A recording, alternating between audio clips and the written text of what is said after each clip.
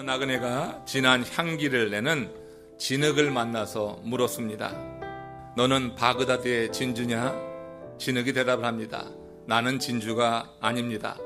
그럼 너는 인도의 사향이냐? 나는 사향도 아닙니다. 그럼 너는 무엇이냐? 나는 한 줌의 흙입니다. 그러면 어디서 이런 아름다운 향기가 나는 것이냐? 그때 진흙이 대답을 합니다. 백합화와 함께 오래 살아서 그럴 것입니다. 이런 대답을 했던 것입니다. 여러분, 아무 가치 없는 흙이지만 무엇과 함께 있느냐에 따라서 얼마든지 그 가치를 새롭게 할 수 있다고 하는 그런 우화입니다. 성경은 하나님이 인간을 흙으로 만드셨다고 말씀하죠. 인간의 원래 가치가 그 정도라고 하는 거죠. 그런데 오늘 본문은 이런 사람의 가치가 전혀 다르게 매겨질 수 있음을 말씀하고 있는 것입니다. 창세기 5장 21절에서 23절 말씀 함께 합독합니다. 에녹은 65세 때 무드셀라를 낳았고 무드셀라를 낳은 후 300년을 하나님과 동행하며 자녀들을 낳았으며 그는 365세를 살았더라. 히브리서 기자는 에녹이 하나님과 동행하며 살았다고 하는 이 말씀을 믿음의 행위로 해석을 한 겁니다. 그래서 히브리서 11장 5절에 보면 에녹이 하나님과 동행함으로 이 믿음의 행위로 두 가지 특별한 경험을 하는 것을 이래 소개합니다. 히브리서 11장 5절 말씀 합독하겠습니다. 믿음으로 에녹은 죽음을 보지 않고 옮겨졌으니 하나님이 그를 옮기심으로 다시 보이지 아니하였느니라. 그는 옮겨지기 전에 하나님을 기쁘시게 하는 자라 하는 증거를 받았느니라. 보세요. 죽음을 보지 않고 영생에 이른 것이나 하나님을 기쁘시게 하는 자라 하는 인정을 받았다 하는 것. 여러분, 얼마나 큰 복이에요. 이 믿음의 행위, 하나님과 동행함으로 말미암아서 이 에녹이 경험했던 이 두 가지 아름다운 그런 결실이 우리의 삶 속에도 있기를 바랍니다.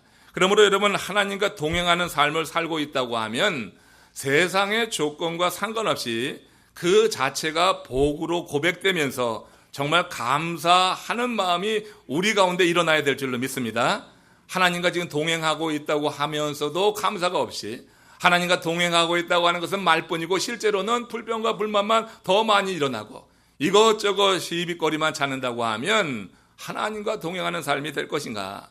하나님이 동행하는 자에게 이렇게 하나님을 기쁘시게 하는 자라는 증거가 있다고 했는데 우리가 하나님과 진심으로 동행함으로 말미암아서 진정으로 하나님과 동행하는 자가 누리는 이런 삶이 우리 가운데 누려져서 세상의 내 환경이나 조건과 상관없이 정말 내 살아가는 그 삶 자체가 내가 지금 주님과 동행하고 있습니다 하고 이런 말을 하는 우리 자체의 삶이 복된 삶으로 고백될 수 있기를 주의 이름으로 축원합니다. 동행했다고 하는 이 단어 히브리의 원어적 의미는 하나님과 교제하며 성장했다고 하는 거예요. 그냥 여러분 아무 생각 없이 걷는 것이 아니라 하나님과 교제를 한단 말이에요. 그리고 거기다가 영적인 성장이 이루어지는 게 동행했다고 하는 거예요. 그냥 여러분 지나가는 것이 아니라 우리의 삶 속에 이런저런 면에서 자라가는 것을 동행했다고 하는 이 단어 의미에 함축되어 있는 것을 봅니다. 이제 여러분 100세 시대를 우리가 바라보고 있어요. 사람들은 장수를 당연하게 생각합니다. 그렇죠? 그래서 이제 노예의 삶에 대해서 관심이 많아지고 있어요. 단순히 생을 엿가락 늘리듯이 길게 늘려서 오래 사는 것보다 그 삶을 어떻게 채우며 살 것인가에 이제 많은 사람들이 관심을 갖고 있습니다. 건강과 여가에 대한 관심 예전보다 훨씬 더 많아졌습니다. 경제적으로 육체적으로 자립해서 이제 노후의 자녀들에게 짐이 되지 않기 위해서 나름대로 연금을 붓기도 하고 미래를 준비하며 그렇게 장수 시대를 준비해 나가고 있어요. 예전에는 모든 걸 다 쏟아서 우리 자녀들에게 다 부어놓고 나중에 늙어서 아무것도 갖지 못하고 아이들 얼굴만 바라봐서 우리 자녀들에게 큰 짐이 됐지만 이제는 그런 부모들 이제 없어요. 이제는 자기 삶을 준비하기도 하고 이제 더욱더 그 자립하기 위해서 자녀들에게 최선을 다하지만 자신의 삶을 위해서도 준비하는 그런 시대가 되었습니다. 그러나 여러분, 오늘 본문의 이 에녹의 삶을 통해서 우리가 정말 가장 관심을 두고 노후를 위해서 대비해야 될 것이 무엇인가 하는 것을 이 말씀 속에서 우리가 한번 생각해 봅니다. 그것은 내가 지금 주님과 동행하고 있는 것이고, 그리고 늙어서도 주님과 동행하는 것이, 그것이야말로 최후 우리가 가장 잘 노후를 준비하는 그런 일이라고 하는 것을 말씀 속에서 깨닫기를 주의 이름으로 축원합니다. 창세기 5장에 보면 아담의 자손 계보가 나오는 건데, 지상의 몸은 그 기간으로 볼 때 흥미로운 사실 하나를 보게 됩니다. 오늘 본문 이하에 보면은 에녹의 아버지 야렛은 962년을 살았어요. 그리고 에녹의 아들 무드셀라는 969년을 살아서 성경에 기록된 인물 가운데 최장수 인물로 꼽힙니다. 그럼 에녹의 아버지 야렛과 그의 아들 무드셀라 사이에 누가 있는 거예요? 에녹이 있는 건데, 에녹은 몇 년 살았어요? 365년. 우리가 기억하기 쉽게 365년을 살았어요. 중간에 끼인 에녹은 그 아버지와 아들의 비할 바가 아닌 짧은 인생을 살다 간 것이죠. 그 당시로 보면. 한편 이 아담의 계보에 보면 에녹 다음으로 짧게 산 사람이 나오는데, 그 사람이 노아의 그런 아버지 라멕입니다. 라멕은 777세를 살았다고 했어요. 그러니까 에녹 다음에 짧게 산 사람이 777세예요. 그러니 여러분, 에녹은 그에 비해서도 절반도 살지 않았다고 하는 것이죠. 그러나 성경은 그가 그 기간 동안 하나님과 동행하며 살았다고 하는 이 한 구절을 강조하고 있어요. 아담의 계보 가운데서 그 산 연수를 말했지, 어떤 아들을 얼마나 낳았는지 이 점을 강조했지, 하나님과 동행하며 살았다고 하는 것은 오직 이 에녹뿐이란 말이에요. 짧은 인생을 살았지만 하나님과 동행하며 살았다고 하는 이 점을 강조하고 있는데, 이 점에서 오늘 우리가 과연 어떤 삶이 잘 산 인생인가 하는 것을 생각해 봐야 될 거예요. 이처럼 에녹은 그 생의 대부분 300년을 주와 함께 동행하며 살았기 때문에 에녹의 삶에는 진한 향이 나는 거예요. 진흙이요, 그게 인도의 사양도 아니고 바그다드의 그 무엇도 아닌 백합화와 함께 있을 때 아름다운 향기가 드러난다고 하는 이유화에서 우리가 보듯이, 우리가 과연 누구와 함께 머물렀느냐, 내 주변에 누가 있고 나는 어느 공동체에 속해서 살았느냐에 따라서 우리의 삶의 가치는 달라지고 우리는 향기를 드러내는 그런 아름다운 삶을 살게 되는 줄로 믿습니다. 이 에녹은 하나님과 300년을 동행하면서 살아서 그 아름다운 진한 향기가 지금 여러분 이 시대에 우리 가운데까지도 풍겨오는 것이고, 그래서 많은 강단에서 에녹의 이야기를 할 때 반드시 하는 것이 하나님과 동행한 사람, 이렇게 선포하는 거예요. 하나님과 동행할 때 저와 여러분들의 삶에서도 아름다운 향기가 풍겨날 줄로 믿습니다. 우리는 여기서 어떤 삶이 잘 산 인생인가를 생각해 보게 되는 거예요. 평균 수명 100세를 바라보는 지금 삶의 길이보다 중요한 것이 삶의 질이라고 하는 것입니다. 엿가락처럼 고무줄처럼 길게 늘릴 수가 있습니다. 의학의 도움을 받아서 얼마든지 늘릴 수가 있는 이 시대에 우리가 살아가고 있어요. 아무리 길게 늘린들 뭐합니까? 그 삶의 질이 그야말로 형편없다고 하면은 그거 여러분 수치스러운 삶이 되고 말 것이에요. 우리가 이 땅에 살 때 오래 사는 것보다 더 중요시 여길 것은 우리가 어떤 삶을 살 것인가, 내 삶의 질, 내 삶 속에서는 어떤 향기가 드러나는가. 쾌쾌 묵은 썩은 내나 찐내, 눈내가 나는 것이 아니라 지금 신선한 그리스도의 말씀과 생명으로 인해서 향기가 드러나는 삶이 되기를 여러분 소망해 보기를 원합니다. 단순히 오래 사는 것이 아니라 건강하게 오래 살고 또 주와 동행하며 오래 사는 것, 이거야말로 가장 큰 복이라는 것을 이 말씀 속에서 깨닫길 원해요. 한편 본문은 에녹이 300년 동안 하나님과 동행한 것이 65세 되던 해에 무드셀라를 낳고 살았는 점을 강조합니다. 이거 여러분 중요하죠. 무드셀라를 65세에 낳았는데 그 이후에 하나님과 동행했다고 하는 말은 에녹이 무드셀라를 낳기 전에는 세상 사람들처럼 세상의 흐름과 세상의 사조와 세상의 그런 사상에 묻혀 살았다고 하는 거예요. 그러나 무드셀라를 낳은 다음에 그의 삶의 변화가 왔는데, 그 삶의 변화가 무엇이냐? 하나님과 동행하기 시작했다고 하는 거예요. 무드셀라를 낳기 전에는 세상 사람들과 같았어요. 그러나 무드셀라를 낳았을 때 그의 삶의 변화가 있었다고 하는 것은 이 무드셀라를 낳고 에녹의 삶의 변화가 있기 그 중간에 어떤 사건이 있었다고 하는 것을 우리가 여러분 내다볼 수가 있는 거예요. 성서학자들은 그 사건을 무엇인가 연구하면서 이런저런 제안을 하는데 유다서 1장 14절에서 15절에 그가 무드셀러를 낳고 과연 어떤 일이 그에게 있었는가 하는 것을 일러주는 그런 예측할 수 있는 말씀이 이 한 구절에 나옵니다. 같이 읽습니다.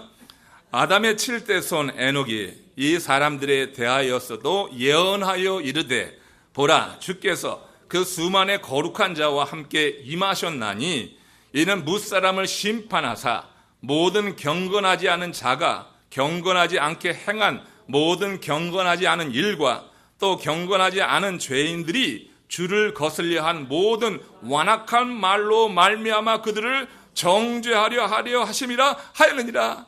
그러니까 여러분 이 에녹이 무슨 일이 있었냐면 하나님의 말씀이 그에게 임했던 거예요. 이 무드셀라를 낳은 그 시점에 하나님의 말씀이 그에게 임했는데 그가 살고 있던 그 당시 사회는 경건하지 않은 자들로 가득 차 있었던 것입니다. 그래 경건하지 않은 일들이 행해지고 있었고 하나님을 대적하는 일들이 있었겠죠. 그래서 그 말로서 거슬려 완악한 말을 행하는 이들 하나님께서 심판하실 것이라고 하는 그런 예언의 말씀이 에녹에게 임했다고 하는 것이에요.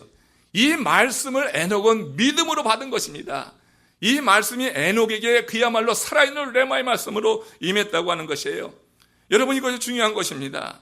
무드셀라를 낳았을 때 하나님의 말씀은 심판의 메시지를 받고 에녹의 삶은 변화된 것이에요. 그래서 하나님과 동행하기 시작하는 것이에요. 이 경건치 않은 사회에 이 세상에 하나님이 심판하신다고 하는 말씀을 듣고 나서 정신이 벌쩍 나는 거예요.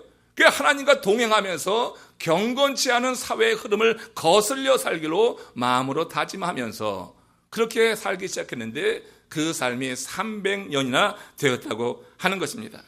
여러분 하나님의 말씀이 선포될 때 그 말씀을 듣고 회개하여서 새로운 삶을 사는 사람이 있는가 하면 그 말씀을 무시했다가 하나님의 진노를 받고 심판에 이르는 사람이 있어요.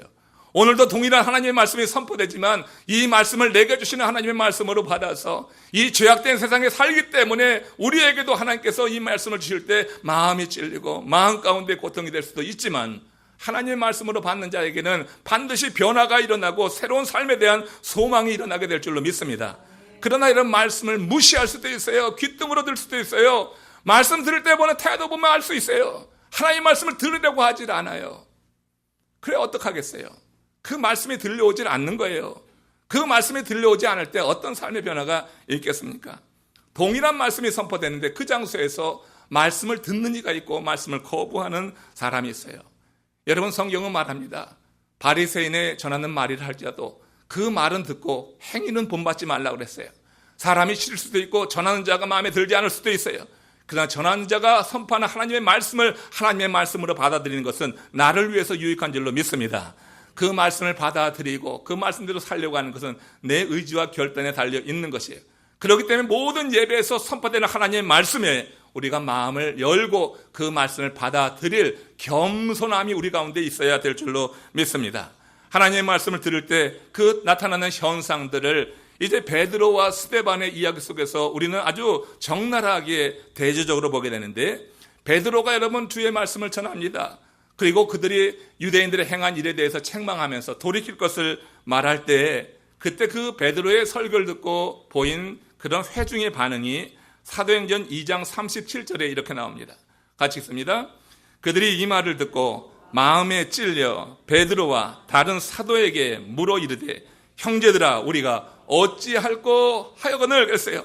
그러니까 베드로가 선포하는 말씀을 들을 때 마음에 찔렸는데 찔리고 나서 어떤 일을 한 거예요? 회개한 거예요. 우리가 어찌할꼬 하며 회개할 때 그들 가운데 주의 복음에 들어갔고 그날 3,000명이 회개하는 일이 일어났던 것이에요. 그러나 거의 동일한 말씀입니다. 베드로가 전한 것과 거의 같은 말씀을 전했는데 스데반이 전한 말을 듣고 회중들의 반응은 사도행전 7장 54절에 이렇게 나와요. 같이 읽습니다. 그들이 이 말을 듣고 마음에 찔려 그를 향하여 이를 갈더라 했어요. 동일한 말씀을 들었을 때 마음이 찔리는 반응은 같았어요. 마음에 찔림이 있었단 말이에요. 그런데 그들이 드러낸 그런 어떤 리액션을 보면은 한쪽에서는 어찌할꼬 하고 자기의 가슴을 치면서 회개에 이르렀고 이 스데반의 말을 들었던 사람들은 마음이 찔려하면서 어떻게 해요? 가슴을 치지 않고 이를 갈고 말았어요. 오늘도 이 말씀을 들을 때 여러분 이 자리에 있는 모든 분들은 가슴만 치길 바랍니다. 이 말을 들으면서 이를 가는 일이 없기를 바랍니다. 이를 가는 심령들 하나님 앞에 정말 어떻게 살려고 해요? 하나님 앞에 우리가 가슴을 치면서 내가 어찌할꼬 하는 그런 마음으로 주님 앞에 서려고 할 때 하나님께서 그 삶을 귀히 여기시고 그 삶 속에 역사하시면서 그를 세우시고 그를 통하여서 일하시는 하나님인 줄로 믿습니다. 에녹은요, 그 시대에 경건치 않은 그런 모습들을 보면서 경건치 않은 자들이 경건치 않은 일을 하는 것을 그 하나님께서 에녹에게 일러주시면서 심판하실 것이라 했을 때 그 말을 그 사람들에게만 주는 말씀으로 받은 게 아니에요. 내 자신이 경건치 못하다는 것을 안 것입니다. 그 마음에 찔림을 갖는 거예요. 그 어찌할꼬 하는 마음으로 그 말씀을 받아들이게 되는 것입니다. 에녹은 주의 말씀을 마음에 찔리지만 정말 내게 주시는 말씀으로 받아서 그의 삶에 이렇게 살아서는 안 되겠구나. 이렇게 경건치 않은 무리와 함께 그 흐름대로 나가는 것 하나님께서 미워하시고 하나님께서 원치 않는 삶이구나 했을 때 이 에녹은 그 말씀을 받아들여서 어떻게 해요? 이제 하나님과 동행하는 삶을 살기로 작정한 거예요.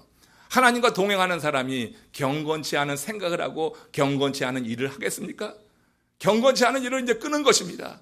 세상의 흐름에서 이제 돌이켜서 세상을 거스리는 그런 하나님의 사람으로 살기로 마음으로 작정하고 나가고 그 기간이 300년이 되었다. 하나님과 동행하면서 하나님 가까이 머무니 그 에녹의 삶의 진한 향기가 드러나는 것은 여러분 말할 필요가 없는 거예요. 이렇게 하나님의 말씀을 전하다 보면 회중에 따라서 그 반응이 전혀 상반되게 나타나는 경우가 있습니다. 여러분 인간관계에서 이런 말이 있어요. 상대의 말을 들으려 할 때 그 안에 봄이 찾아온다. 상대의 말을 들으려 할 때 그 관계 안에 봄이 있어요. 상대의 말을 거부할 때 그 관계에 긴장이 있습니다. 상대의 말을 들으려고 하고 들려오게 될 때 관계에 봄이 차야 되는 것, 그래서 이해하게 되는 거예요. 그 상대의 말을 들으려고 하지 않으면 오해하고 곡해하고 나중에는 왜곡해버리는 거예요. 여러분 제가 이거 토요일 날 말씀 전하면서 같이 잠깐 은혜 나눴는데 요즘 우리 아이들 하나님 말 가운데 이런저런 이야기 하다 보면은 어느 한 사람이 얘기를 주도하면 됐고 이 얘기가 너무 싫더라고. 됐고 뭐라고 말만 하려고 하면 됐고 하고 자기 이야기하는 거야. 됐고 뭐가 되기는 들어야지. 듣지 않고 자기 이야기만 하려고 한단 말이에요.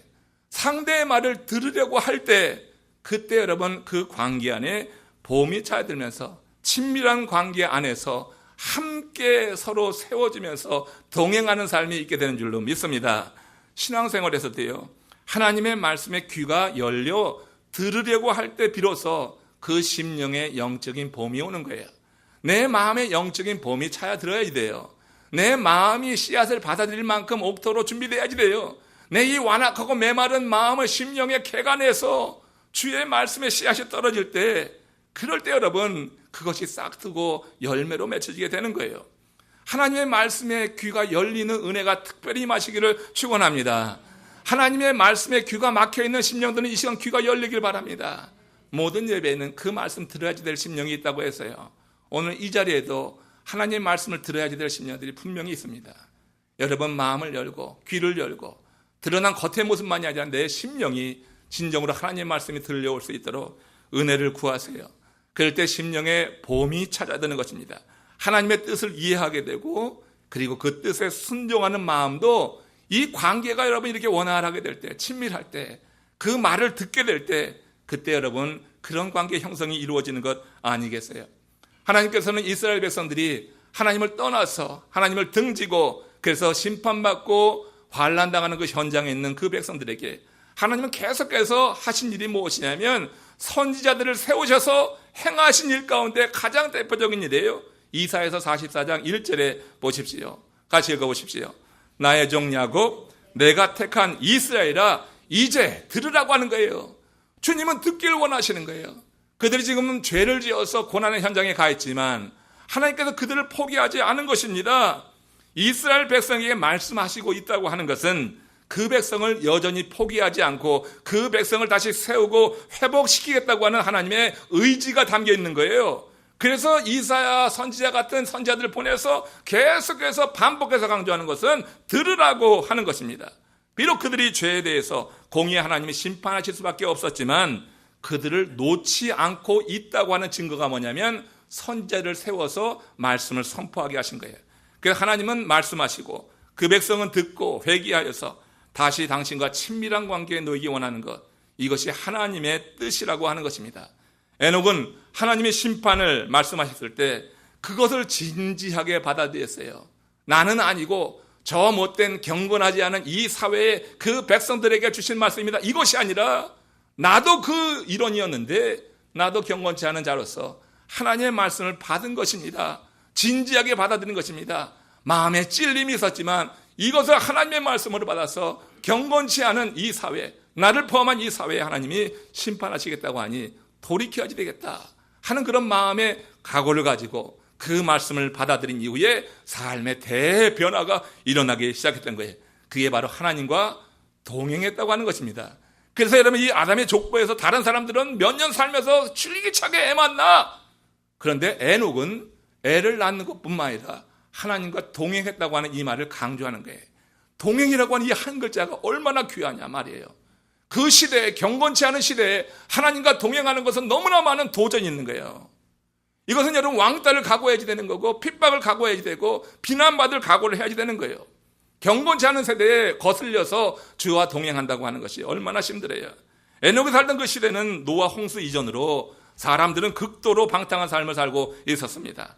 세상의 가치와 흐름은 놀고 먹고 마시고 누리자라고 하는 그런 방향으로 흐르고 있었어요. 이게 대세예요. 큰 물줄기와 같았어요.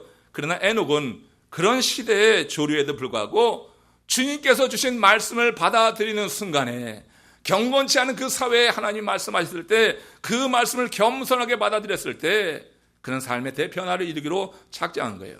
그 말씀이 그에게 큰 은혜로 역사했기 때문인 줄로 믿습니다. 그 하나님과 동행하는 그 삶을 택한 것입니다. 이는 그가 하나님의 말씀을 들음으로 하나님과 친밀한 관계로 들어갔기 때문에 가능했던 일이고, 무드셀라를 낳은 후에 이제 하나님과 에녹 사이에 보험이 찾아든 거예요. 보험이 찾아들었어요. 주의 말씀을 들을 때 관계가 친밀해졌어요. 이제는 볼 꼴을 보게 되었어요. 사실 봄이라고 하는 것이 본다고 하는 단어에서 나오지 않았어요. 영적인 봄이 찾아들게 될 때 우리는 하나님이 보여주시는 것을 보는 눈이 열리는 줄로 믿습니다. 에녹은 하나님의 뜻을 알게 되어서 하나님과 동행하는 것이 기쁘고 그야말로 자연스러웠던 거예요. 우리가 누구랑 동행한다고 할 때, 여행지에서 낯선 사람 만나서 동행한다고 할 때 여러분 그 동행하는 것이 기쁘고 자연스러우라고 하면은 서로 여러분 마음과 마음이 통해야지 되는 거 아니겠어요? 서로 이야기를 들으려고 하고 또 이야기를 존중해주고 그럴 때 동행하는 것이 가능한 거 아니에요? 자기 이야기만 하고 됐고 이런 식으로 하면 누가 그 사람하고 같이 가려고 하겠어요? 그런 사람하고는 멀어지게 되는 거예요. 그러니까 서로 관계가 좋다고 하는 것은 서로의 이야기를 들으려고 하는 관계. 이것이 여러분 그들의 동행의 우선적인 일이 되는 것이에요. 아모스 3장 3절에 보세요. 여기 뭐라고 되어 있습니까? 같이 있습니다. 두 사람이 뜻이 같지 않은데 어찌 동행하겠느냐. 두 사람의 뜻이 같지 않으면요 동행이 고통이에요. 그게 여러분 하루도 못해요. 몇 시간 같이 있는 것도 힘들잖아. 두 사람의 뜻이 같지 않으면 한 공간에 있는 자체가 고문이에요. 그게 힘든 거예요. 두 사람의 뜻이 같지 않은데 어찌 그러나 동행하겠느냐. 이 에녹은 몇 년 동행했어요? 1년이에요? 300년이에요. 300년을 동행하면서 기쁘고 자연스러웠다고 하는 것은 두 사람의 뜻이 같았다는 거예요. 이 얘기는 뭐냐면 에녹 입장에서 하나님의 말씀을 받아들여서 하나님의 말씀이 그를 통치한 것을 의미하여, 그러니까 여러분 그 동행하는 게 기쁘고 자연스러운 것이에요. 자기 자아를 내려놓고 그 뜻에 순종하는 그런 삶을 통하여서 에녹은 진정으로 동행의 기쁨을 가지고 300년을 하나님과 함께 했다고 하는 것이에요. 남녀가 결혼하고 한 집에 살아도 서로 생각과 뜻이 일치하지 않는 경우에 그건 동숙이지 동행이 아닙니다. 참 힘든 일들이 많이 일어나잖아요. 현대가정에서. 결국 여러분 들으려고 하지 않는 거예요. 남편이 이야기하는데 됐고 하는 거예요. 아내가 뭔가 이렇게 불평이 있는데 됐고 하는 거예요. 자기의 생각만 주장하는 거예요. 그냥 결국 뭐가 돼요? 동행이 안 되는 거죠. 같이 하속인처럼 살아가고 마는 겁니다. 진정으로 동행한다고 하는 것이 무엇인가? 상대의 말을 들으려고 해야지 돼요. 듣지 않으려고 하는 마음으로, 완고한 마음으로 같이 있을 때 그건 동행이 아니고 그 삶 속에서 자연스럽지도 않고 기쁘지도 않은 인생이 반복되고 말 것입니다. 하나님이 당신의 뜻을 굽히고 죄인인 우리들이 원하는 대로 세상을 경영할 수는 없는 거예요. 그러기에 하나님과 동행하는 사람은 반드시 우리들이 내 자신을 내려놓고 하나님의 뜻을 받아들여서 순종하는 것이 우선돼야 될 줄로 믿습니다. 그런데 하나님의 말씀이 들려오는 순간에 그 말씀이 우리 속에 역사하면서 그런 감동을 주는 거예요. 그래서 내 뜻을 내려놓을 수 있는 건 내가 의지적으로만 내지 않아요. 성령 하나님이 도우실 때 내 뜻이 포기되고 주의 뜻이 내 삶을 다스리는, 그래서 주의 뜻에 순종하는 삶을 사는 줄로 믿습니다. 그러니까 우리가 할 일은 그냥 사모하는 마음 가지고 그때 하나님이 들려주시는 말씀이 있을 때 그 말씀이 우리 속에 들어와서 역사할 것에 대한 기대감을 가지고 여러분을 주님 앞에 열어놓으시기를 바랍니다. 그때 하나님이 우리 가운데 역사하시면서 내 자신은 죽고 주의 뜻이 우리 가운데 실현되는 거예요. 그럴 때 정말 하나님 앞에 기쁘시게 하는 자라는 증거를 얻는데, 그 대표적인 사람 가운데 하나가 창세기 7장 5절에 노아가 그랬습니다. 노아 한번 읽어봅시다. 시작. 노아가 여호와께서 자기에게 명하신 대로 다 준행하였더라. 그렇잖아요. 이 노아가 하나님이 명하신 대로 다 준행했다고 하는 것은 노아가 자기 자아를 죽였다고 하는 거예요. 사람은 자기 자아가 꼬장꼬장 살아서는 그거 여러분 이거 다 준행하는 게 되지 않아요. 상대의 말을 듣고 그 말을 비판하고 정죄하고 자기의 주장을 찔러넣지, 그것이 여러분 다 주장이 안 돼요. 그러나 노아는 하나님의 말씀을 듣고 다 준행했다고 하는 것은 이 노아가 하나님의 말씀을 귀하게 여기면서 그 말씀 앞에 자기를 포기한 그런 삶을 살았다고 하는 것이고, 이런 것이 하나님 앞에 기쁘시 하는 증거가 되었고, 그래서 성경에 노아를 가리켜서 의인이다 이렇게 칭하고 있는 것을 봅니다. 그렇습니다. 여러분, 하나님과 동행하는 삶은 우리 생각을 내려놓고 하나님의 말씀대로 살 때 가능하다 하는 거예요. 그러기 위해서는 하나님의 말씀을 먼저 듣는 삶이 있어야 되는 거예요. 하나님의 말씀을 듣지 않고 그런 삶은 가능하지 않아요. 오늘 여러분 하나님의 말씀이 여러분들에게 들려주시기를 다시 한번 주의 이름으로 축원합니다. 매일같이 하나님의 말씀을 묵상하면서 하나님의 말씀을 들으려고 하는 훈련을 해보시기를 바랍니다. 그 하나님의 말씀이 우리 가운데 들려올 때 하나님은 고난 중에 있는 백성, 그 백성이라 할지라도 당신의 말씀에 귀를 기울이고 그 말씀대로 살기를 원하는데, 그 말씀이 들려지는 그들에게 하나님께서 역사하시는 증거들을 오늘도 이 시대에도 우리에게 보여주실 줄로 믿습니다. 그래서 성경에 보면 이사야가 이스라엘 백성들이 하도 하나님을 떠나 있고 죄를 범하고 심판도 당했지만 어느 곳 어디에 있든지 이사야는 한결같이 이런 선포를 합니다. 이사야서 43장 1절 말씀입니다. 시작. 야곱아, 너를 창조하신 여호와께서 지금 말씀하시느니라. 이스라엘아, 너를 지으신 이가 말씀하시느니라. 너는 두려워하지 말라. 내가 너를 구속하였고 내가 너를 지명하여 불렀나니 너는 내 것이라. 이스라엘은 하나님의 것입니다. 이제 우리는 영적인 이스라엘입니다. 우리도 예수 그리스도 안에서 하나님의 것이 됐음을 믿습니다. 하나님은 오늘도 우리에게 그렇게 부르시는 거예요. 너는 내 것이라고 하는 거예요. 내가 지명하여 불렀다고 하는 것입니다. 손가락으로 한 사람 한 사람 포인팅 했다고 하는 것입니다. 뭉청물어서 이렇게 하나의 어떤 무리로 부르는 것이 아니라 하나님은 개개인 별, 성별을 아시고 성향을 아시고 우리 하나님께서 한 사람 한 사람을 부르셨다고 하는 거예요. 그게 내 것이라고 말해요. 내 것인 그 이스라엘 백성들에게 하나님은 어떻게 해요? 지금 말씀하시느니라. 야곱아, 너를 창조하신 여호와께서 그 수천 년 전에 바벨론 포로가에 갔었던 이스라엘 백성들에게 말씀하는 게 아니라 지금 이 시간, 지금 나에게 말씀하시는 소리로 듣기를 주의 이름으로 축원합니다. 하나님의 말씀을 이 수천 년 전에 이스라엘 백성들에게 하신 말씀이 들린다고 하면 그건 고문서예요. 고문서. 그러나 지금 내게 말씀하신다고 하면 이게 생명의 말씀으로 지금 내게 역사할 수 있다고 하는 거예요. 지금 말씀하시는 하나님의 음성이 지금 내게 들려질 때 내 삶에도 그 순간 변화가 일어날 수가 있는 거예요. 에녹은 처음부터 저절로 하나님과 동행할 수 있었을까? 저는 아니라고 생각합니다. 악한 영은 그때에도 말씀을 듣지 못하도록 내적인 의심을 일으켰고 외적 비방으로 방해했을 것이기 때문에 그래요. 이 악한 영의 역사가 예나 지금이나 동일하게 나타나고 있는 것을 우리는 알아야 돼요. 그러나 이 에녹이 하나님이 주신 말씀이 그에게 강력하게 임했을 때 그 말씀을 붙잡음으로 인하여서 악한 영의 역사를 이겨내고 밀어낸 거예요. 내적으로 의심이 일어날 때 의심을 이기고, 외적으로 어떤 비방이 들려올 때 내가 들은 하나님 말씀을 붙잡아서 그렇게 이겨냈다고 하는 거예요. 이만큼 하나님 말씀이 정말 우리 가운데 역사하고 있다고 하면 오늘 우리도 하나님과 동행하는 사람이 된다 하는 것이죠. 한 설문조사기관에서 네티즌에게 질문했습니다. 아침에 일어나면 가장 먼저 무엇합니까? 질문했어요. 여러분은 아침에 일어나면 가장 무엇합니까? 뭐 하세요? 아침에 눈 떠서 가장 먼저 뭐 하십니까? 55%의 사람들이 시원한 물을 마신다고 그랬어요. 아침에 갈증 날 때 그 말 그냥 한번 들이키면 너무너무 시원하고 좋아요. 그리고 38%의 사람이 화장실에 간다고 했고요. 그 다음을 이어서 TV를 켠다고 하는 순서였어요. 여러분 기억하세요. 아침에 우리가 일어날 때 함께 일어나는 존재가 있어요. 동시에 일어나는 존재, 그 사단 마귀입니다.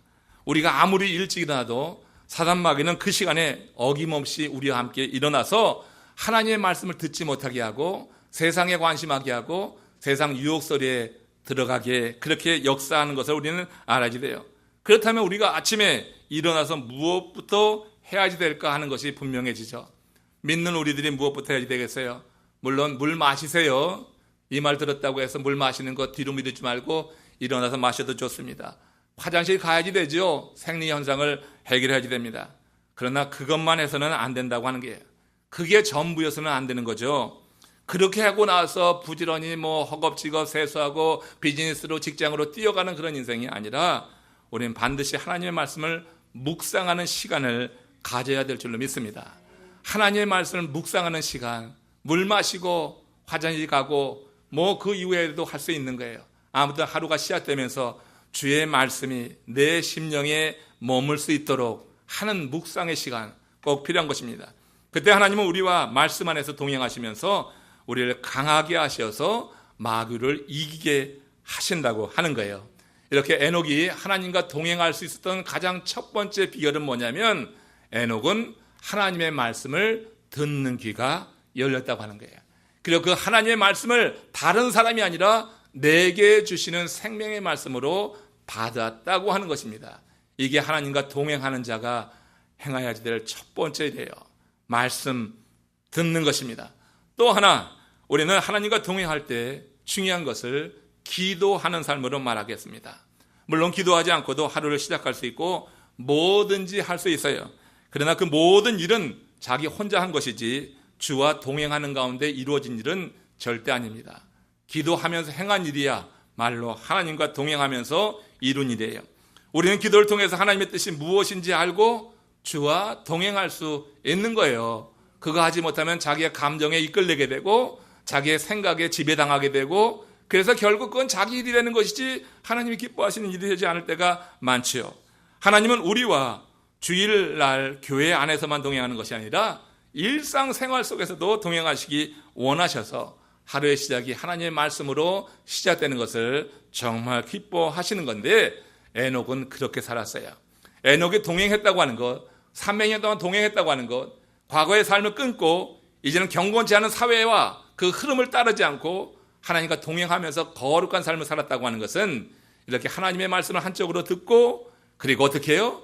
이제 기도하면서 주님과 함께 그 뜻을 헤아리며 살았다고 하는 것을 의미하는 것입니다.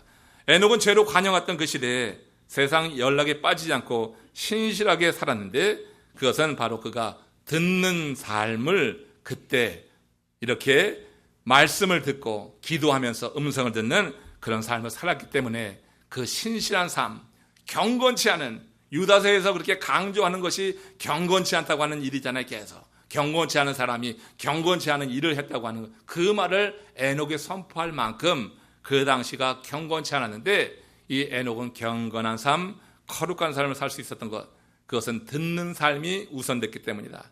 말씀을 듣고 기도하면서 음성을 듣고 이 듣는 것이 될 때 신실하게 됐다 하는 거예요. 몇 해 전에 바하마 해변에서 고래가 떼죽음을 당했어요. 고래가 바다 한복판에 깊은 데 있어야 되잖아요. 큰 짐승이니까. 그런데 이 짐승들이 해변가에 몰려와가지고 떼죽음을 당한 거예요. 그 과학자들이 그 원인을 조사했는데 그 결과가 이런 거였어요. 미군 해군 함정에서 쏘아올린, 훈련할 때 쏘아올린 수중 초음파 탐지기, 영어로 소나, 이것 때문에 그런 일이 벌어졌다고 하는 것입니다. 소나 때문에 고래들이 뇌와 귀에 치명상을 입었다고 하는 거예요. 그 소나가 그렇게 강력하게 이 고래떼들을 그렇게 영향을 주었던 것입니다. 그래서 이 고래떼가 방향 감각을 잃어버려가지고 깊은 바다로 들어가서 춤추며 놀아야 될 이 고래떼들이 방향 감각을 잃어가지고 해변으로 올라왔으니 어떻게 돼요? 가지 못하고 그냥 물 빠져나갈 때 때로 죽고 만 것입니다. 여러분, 안타까운 사실 하나 우리 영적으로 해석해서 이렇게 생각할 수 있어요. 우리 신앙의 현장에도 이런 일이 자주 일어나고 있다고 하는 거예요. 지금 여러분, 우리가 머물러서 되지 않을 그 영적인 해변에 올라와서 떼죽음 당하고 있는 많은 사람들을 봅니다. 그 죽음들을 봅니다. 이 시대는 정말로 너무나 많은 이 영적인 소나가 있어요. 우리의 방향 감각을 흐트러뜨리고 우리로 하여금 가서는 안 될 곳에 가게 하고 머물러서는 되지 않는 그곳에 머물게 하는 그런 소나들이 이 세상에는 얼마나 많은지 몰라요. 얼마나 많은 소리가 우리의 귀에 들려오고 있습니까? 영적인 이 소나, 말씀으로 무장되지 않으면, 그야말로 말씀으로 우리 가운데 채워지지 않으면 우리 사람의 뇌와 귀에 치명상을 입혀가지고 우리도 여러분 알게 모르게 그 소리에 이끌려가지고 어디로 가 있어요? 그냥 저 해변에 올라가서 그냥 말라 죽고 마는 거예요. 메말라 죽고 마는 거예요. 여러분, 우리가 심각하게 좀 생각했으면 좋겠어요. 이 시대에는 이 해중 그 탐사기에서 나는 소나보다 더 강력한, 사단이 쏘아대는 그런 강력한 유혹하는 소리가 우리 가운데 끊이지 않고 있습니다. 그 소리가 우리의 귀에 꽂히게 되면은 우리 뇌와 귀에 치명상을 입혀 우리가 정말 머물러서는 안 될 그곳에 머물게 하고 가서는 안 될 곳에 가게 한단 말이에요. 그 달콤한 소리에 빠져서 우리가 죄를 더해가면서 하나님의 심판 가운데 놓일 수밖에 없는 것을 우리가 기억해야 됩니다. 기도할 때, 하나님 말씀을 들을 때, 그때 우리는 들어야지 될 하나님의 음성이 무엇이고 들어서는 안 될 사단의 소리가 무엇인지 구분할 수 있는 능력을 갖게 되는 줄로 믿습니다. 여러분, 이런 말씀을 들을 때 우리 마음이 찔리지 않습니까? 지금 현재 나의 삶을 보면 이런 말씀을 들을 때 막 찔리지 않습니까? 막 찔리니까 목사님 왜 그런 말을 하세요? 하고 지금 이를 갈겠어요? 여러분, 이를 갈면 여러분 망합니다. 이를 갈면 망합니다. 내 마음이 찔리면은 어찌할꼬 하고 가슴을 쳐야지. 이를 갈면 망해요. 지금 우리 현실이 그래요. 우리가 살아가는 이 현실의 삶이 실제로 우리의 뇌와 귀에 치명상을 입혀서 우리가 있어서는 안 될 곳에 있게 하고 가게 하고 머물게 하고 그래서 죄를 더해가는 것을 보는 것입니다. 오늘 여러분, 이 사단의 소리를 구분해서 우리가 머물러야지 될 곳에 머물 수 있는 그 놀라운 하나님의 은혜가 임하시기를 축원합니다. 에녹이 하나님과 300년을 동행할 수 있었다고 하는 것은 그런 모든 세상의 영적인 소나를 금하겠다고 하나님 말씀을 듣고 그리고 나와서 기도함으로 그 말씀을, 하나님 말씀을 채울 때 그것을 구분하는 능력이 있었기 때문에 경건치 않은 사회 속에서 흐름을 거슬려서 사람들이 왕따를 놓고 비난하고 많은 불이익을 당해도 그러나 하나님의 말씀이 살아있는 것을 확신하기 때문에 그 길을 계속해서 나갈 수 있었다고 하는 것입니다. 영적인 주파수가 딱 맞게 되니까 다른 소리가 들려오지 않고 300년을 주님과 동행하여서 그 삶이 향기가 나는 삶이 될 수 있었다고 하는 거예요. 바울은 이렇게 하나님과 동행하는 자들이 누릴 복을 데살로니가 후서 3장 5절에서 이렇게 말씀했습니다. 같이 합동합니다.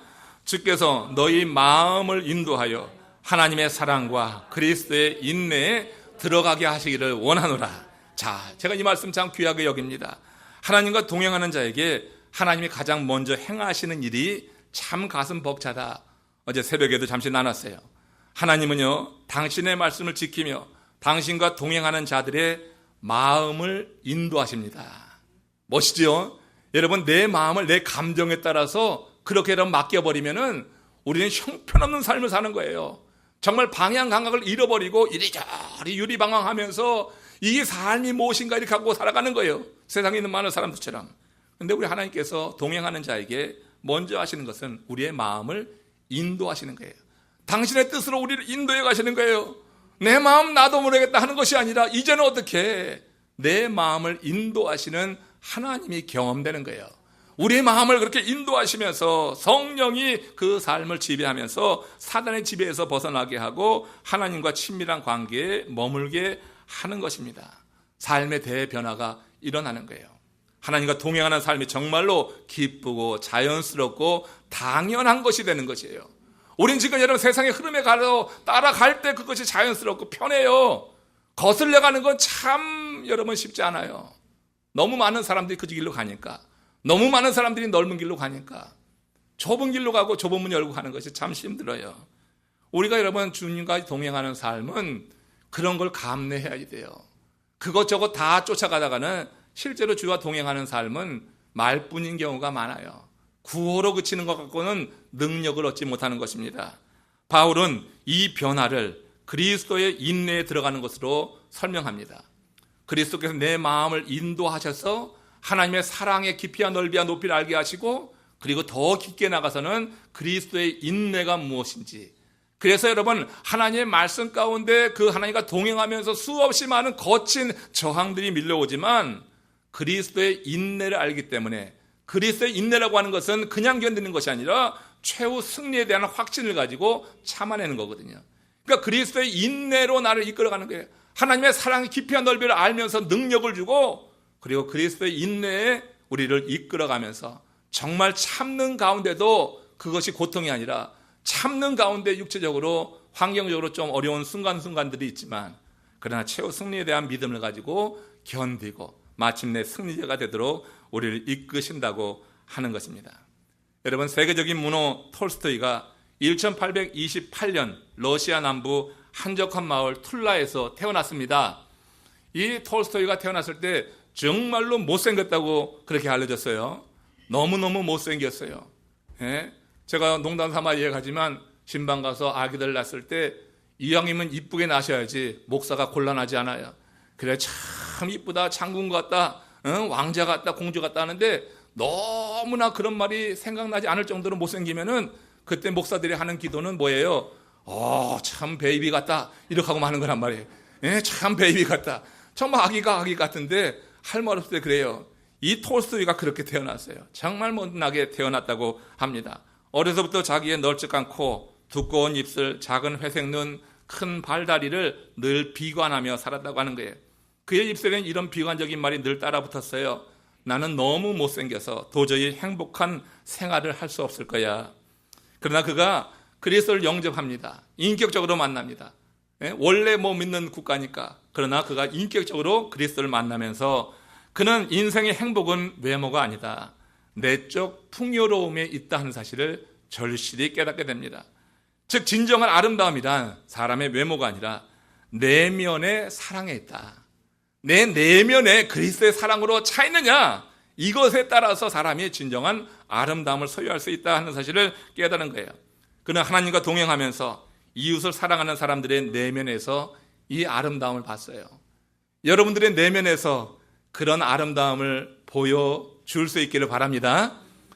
특별히 내세울 만한 미모를 자랑할 분은 많지 않지만 우리 속에 이 하나님의 사랑, 그것을 가득 차 있고 그 사랑의 능력이 경험되는 삶 속에서 정말 우리도 겉사람들이 볼 때 이 외부의 사람들이 보면서 하나님의 그 아름다움을 우리를 통해서 보기 원해요.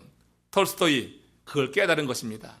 그래서 생각의 변화가 싹 오는 거예요. 이제 생각의 변화가 오면서 자기와 같은 생각을 갖고 있는 사람들을 위로하고 또 많은 사람들에게 이런 기독교의 신앙 사상을 전하기 위해서 그가 쓴 소설이 부활이라고 하는 아주 유명한 소설이라고 하는 거예요. 여러분, 에녹은 무드셀러를 나눈 후 하나님으로부터 심판의 메시지를 받았어요. 그가 그 말씀을 믿음으로 받았다는 사실은 그가 그 이후에 하나님과 동행하는 삶으로 증명했습니다. 말씀 받은 것, 이것이 그냥 받은 것이 아니라 정말 믿음으로 받았다. 그 이후의 삶의 변화, 동행함으로 증거했어요. 에녹은 회심 이후 300년을 한결같이 하나님과 동행했던 것입니다.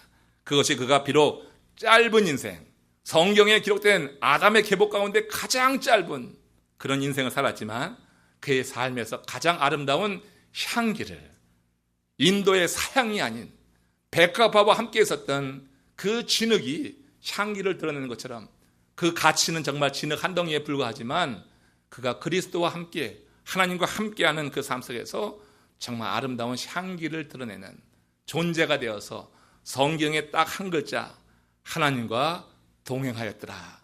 이 영예를 누릴 수 있었던 거예요. 하나님과 동행한다고 하는 것은 입술의 고백이 아니라 삶으로 구현되고 증명해야 될 일인 줄로 믿습니다. 하나님과 동행한 하나님의 사랑, 이 한 주간 여러분의 삶에 더욱 풍성한 주의 은혜가 넘치시기를 주의 이름으로 축원합니다. 고개 숙여서 같이 기도하시겠습니다.